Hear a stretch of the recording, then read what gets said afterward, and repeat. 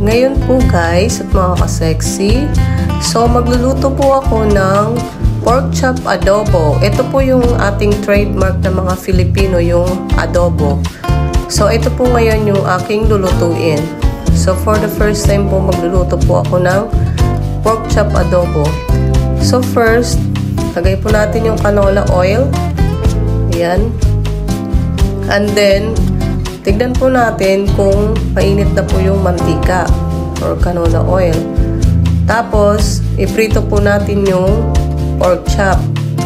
Ayan guys, piniprito ko po siya. And then, ayan. Lahat po ng pork chop ay prituhin po natin at baliktarin po natin. Ayan.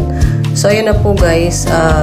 Medyo toasted na po yung pork chop natin. Tapos, yung pirintuhan natin ng pork chop, diyan naman po natin igisa yung bawang natin. Tapos, ilagay po natin din yung sibuyas o red onions. So, gisahin po natin. Ayan. So, hinahalo-halo po natin guys.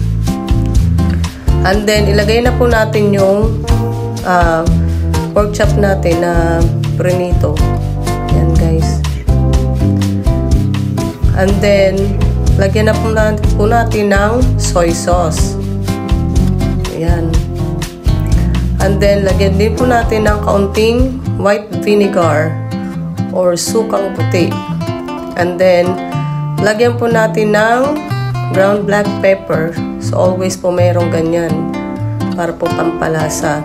At saka, naglagay po ako ng rosemary leaves. So, masarap din po yan guys sa pork na rosemary leaves. Tapos halo-haloin po natin yung pork chop sa mga ingredients, and then add po natin ng isang basong tubig or kahit mga 2 basong tubig po ang i-add po natin. Tapos lagyan na po natin ng patatas. Ayan. And then lagyan din po natin ng saging na saba. So first time ko po magluto ng ganyan guys, na may saging na saba po sa adobo. Ayan po guys. So, ayusin po natin lahat ng mga ingredients para ma-absorb po yung lasa. So, tinakpan po natin, and then pagkakulo, lagyan po natin ng konting sugar. Ayan. Tapos, ayan guys, nakita nyo naman, kumukulo na siya. So, nakikita nyo guys, naluluto na po yung patatas at yung saging na saba. And then, lagyan po natin ng pork cubes. So, ayan po yung pork cubes po, pampalasa po talaga yan para po maging lasang pork po talaga yung adobo natin.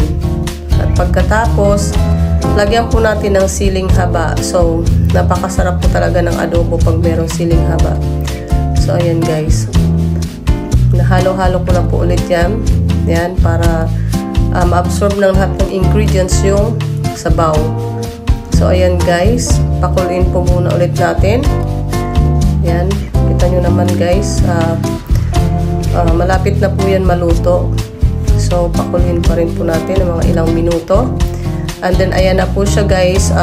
Malapot na po siya. So, ayan. Absorb na po lahat ng yung sabaw ng ating pork. So, ito na po guys. Tapos na po.